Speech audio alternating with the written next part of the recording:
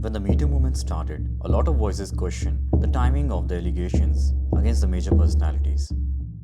At the time, I didn't pay attention to these, thinking they must be men in general, trying to silence these women from coming out with their stories. But one day, a friend of mine, a woman, asked me why were these women silent for all these years? They could have stopped it years ago, maybe decades. Her words made me realize that there must be so many who still have doubts about the relevance of one of the most important moments of this century. I wanted to make her understand, but not by my words, but of the people who went through it, and the reporters who risked everything to make these stories public. So I gifted my friend 2 books to read. The first one was Ronan Farrow's Catch and Kill, and the other book is Jodi Kantor and Megan Twohey's She Said.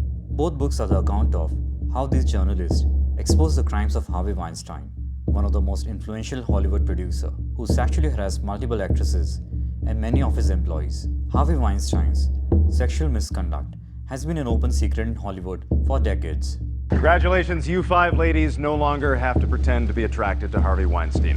Do you have any advice for a young girl moving to Hollywood? Harvey Weinstein invites you to a private party and enforce and stuff. But the power dynamic was so tilted for his benefit that no one was able to stop him all this time. I congratulate Harvey. To thank Harvey Weinstein. I would like to have Harvey Weinstein. Harvey Weinstein, Bob Weinstein, God bless him. And to Harvey Weinstein. And then Harvey Weinstein. Harvey Weinstein. Harvey and Bob Weinstein. Thank you, Harvey Weinstein. I want to thank Harvey and Bob Weinstein. Harvey Weinstein. Harvey Weinstein. Harvey Weinstein, who believed in us and made this movie. Harvey. Harvey Weinstein. And Harvey. Harvey and Bob Weinstein. I have to thank Harvey Weinstein. Ronan Farrow worked at NBC before finally finishing his story at The New Yorker. In parallel to this, the New York Times reporters Jodi Kantor and Megan Twohey were also trying to bring this story into the limelight. In October 2017, these reporters finally succeeded in exposing Weinstein's crimes that kick-started the whole Me Too movement.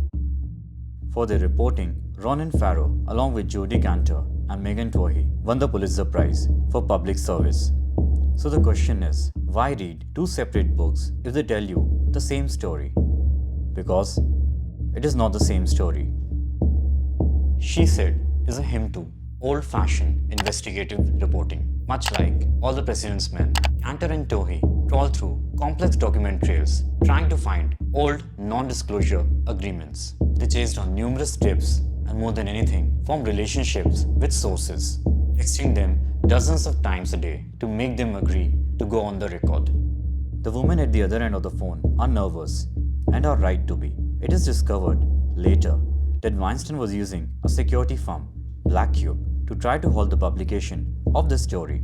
In Ronan Farrow's book, this angle of the intimidation machinery has been discussed in much more detail. Farrow's book captures the terror and paranoia that eat away at Weinstein victims for the simple reason that he comes to experience them himself, a human mirror. The question is, will he give up? No. But that meant losing his prestigious job at NBC, almost destroying his own personal relationships and friendships and his reputation as a journalist. Given their structural parallels, it's surprising how different the 2 books feel. She Said may be stylistically lacking, but it richly conveys the sensation of watching 2 remarkable reporters at work, rough and raw, unpolished and unvarnished, as they follow one lead and then another, pick at a thread and get caught up in a web of distortions and lies. Catch and Kill, by contrast, scans like a thriller, but also employs all the tropes of that genre. It's by far the easier read. It skillfully intercuts Farrow's battle to blow the whistle on Weinstein. Don't miss these books. It's true, not all books are life-changing, but these 2 probably are.